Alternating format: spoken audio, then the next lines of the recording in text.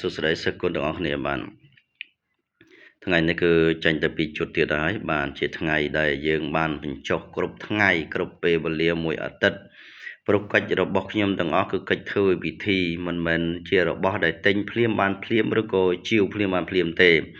ហើយកិច្ចដែលយើងធ្វើនេះគឺធ្វើតម្រូវទៅតាមសាច់រឿងតូចធំដែរបើកិច្ចគ្រាន់តែប្តីប្រពន្ធតូចល្មមអត់ចុះសម្រងគ្នាអស់អារម្មណ៍អស់សេចក្តីស្រឡាញ់ហើយយើងធ្វើឲ្យគាត់ទាំងពីរហ្នឹងគាត់មានចិត្តស្រឡាញ់គ្នាស្ដាប់គ្នាគោរពគ្នាឲ្យតម្លៃគ្នាទៅវិញទៅមកកិច្ចពិធីការមង្គលឋានតណ្ហាឋានសម្រាប់ឋានរួមមេត្រីឋានរួមជីវិតនេះគឺត្រូវការរូបថតប្តីប្រពន្ធឈ្មោះប្តីប្រពន្ធដែលយើងដឹងថាជាប្តីប្រពន្ធឬក៏ជាគូដៃជីវិតដែលយើងបីប្រព្រឹត្តទៅសាងនៅសុភមង្គលជាមួយគ្នាហើយកិច្ចអឋានតណ្ហានេះគឺកិច្ចខាបហៅអន្តងចងចិត្តធ្វើឲ្យដៃគូប្តីប្រពន្ធនឹងស្ថិតនៅក្នុងអំណាចដ៏ស័ក្តិសិទ្ធិមួយដែលយើងបញ្ចូលអាគមហើយខាបទាំងពលឹងតូចពលឹងធំពីក្បាលស្រាអំពីស្បែកហើយអំពីមាត់សកត់អំពីទ្រូងបតងអំពីស្មាកឡាអំពីសាច់ចង្ដង្ហើមដៃអង្គចង្កចតបភ្នែកចង្វេកដៃជើងជាដើមខាបពលឹងតូចធំពីស្ទឹងបឹងទន្លេយកប្តីយកប្រពន្ធពីគេមកនៅជាមួយនឹងប្តីមួយប្រពន្ធ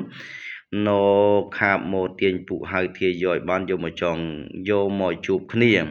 កាលណាយើងជួបគ្នានៅជាមួយគ្នាករណីមនីចន្ទារួមចិត្តរួមថ្លើមរួមជីវិតរួមសេចក្តីស្រឡាញ់